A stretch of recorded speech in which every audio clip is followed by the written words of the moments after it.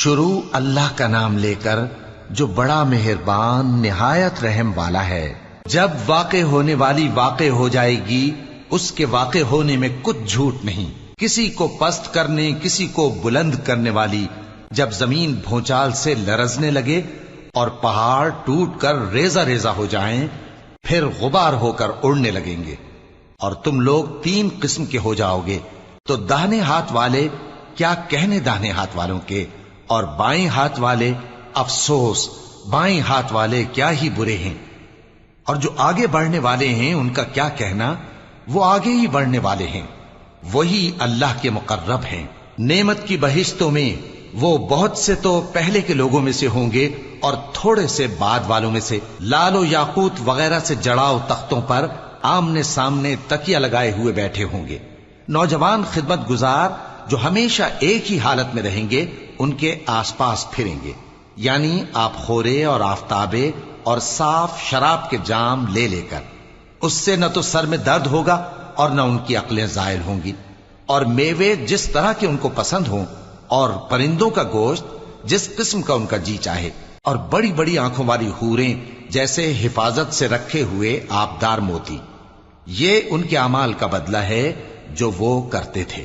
وہاں نہ وہ بیہودہ بات سنیں گے اور نہ گالی گلوچ، ہاں ان کا کلام سلام سلام ہوگا۔ اور داہنے ہاتھ والے کیا کہنے ہیں داہنے ہاتھ والوں کے، وہ بے کانٹوں کی بیریوں اور تہ بتہ کیلوں اور لمبے لمبے سایوں اور بہتے پانی کے چشموں اور بہت سے میووں کے باغوں میں ہوں گے، جو نہ کبھی ختم ہوں اور نہ ان پر کوئی روک ٹوک ہوگی، اور اونچے اونچے بستروں پر آرام کریں گے۔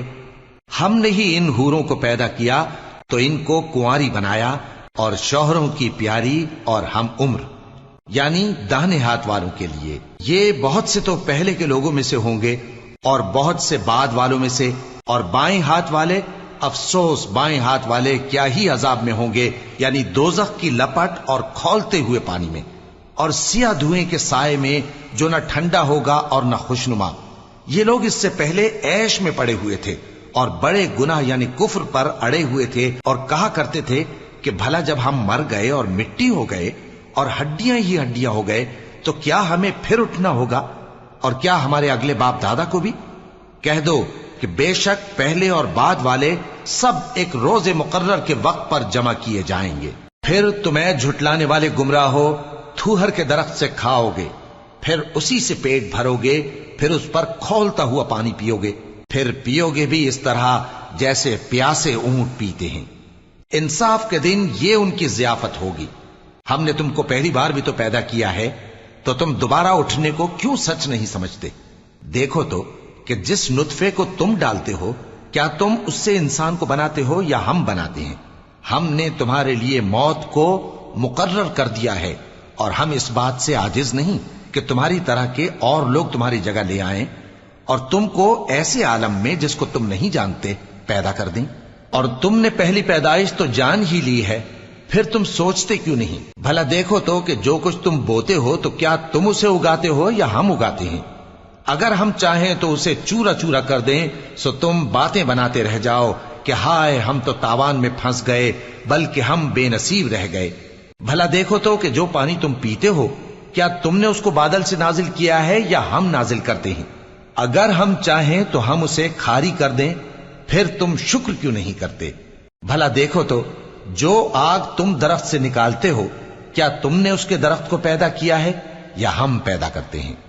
ہم نے اسے یاد دلانے اور مسافروں کے برتنے کو بنایا ہے، تو اے پیغمبر صلی اللہ علیہ وآلہ وسلم تم اپنے پروردگار عظیم کے نام کی تسبیح کرو، سو ہمیں تاروں کی منزلوں کی قسم، اور اگر تم سمجھو تو یہ بڑی قسم ہے کہ یہ بڑے رتبے کا قرآن ہے جو کتاب محفوظ میں لکھا ہوا ہے، اس کو وہی ہاتھ لگاتے ہیں جو پاک ہیں، یہ رب العالمین کی طرف سے اتارا گیا ہے۔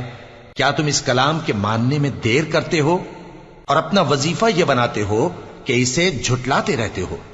پھر جب جان گلے تک آ پہنچتی ہے اور تم اس وقت کی حالت کو دیکھا کرتے ہو، اور ہم اس مرنے والے کے تم سے بھی زیادہ نزدیک ہوتے ہیں لیکن تم کو نظر نہیں آتے۔ پس اگر تم کسی کے بس میں نہیں ہو تو اگر سچے ہو تو تم جان کو لوٹا کیوں نہیں لیتے؟ پھر اگر وہ اللہ کے مقربوں میں سے ہوا تو اس کے لیے آرام اور روزی اور نعمت کے باغ ہوں گے، اور اگر وہ دائیں ہاتھ والوں میں سے ہوا تو کہا جائے گا کہ تجھ پر داہنے ہاتھ والوں کی طرف سے سلام، اور اگر وہ جھٹلانے والے گمراہوں میں سے ہوا تو اس کے لیے کھولتے پانی کی ضیافت ہوگی اور جہنم میں داخل کیا جانا۔ یہ بات واقعی یقینی ہے، تو اے نبی صلی اللہ علیہ وآلہ وسلم، تم اپنے پروردگار عظیم کے نام کی تسبیح کرتے رہو۔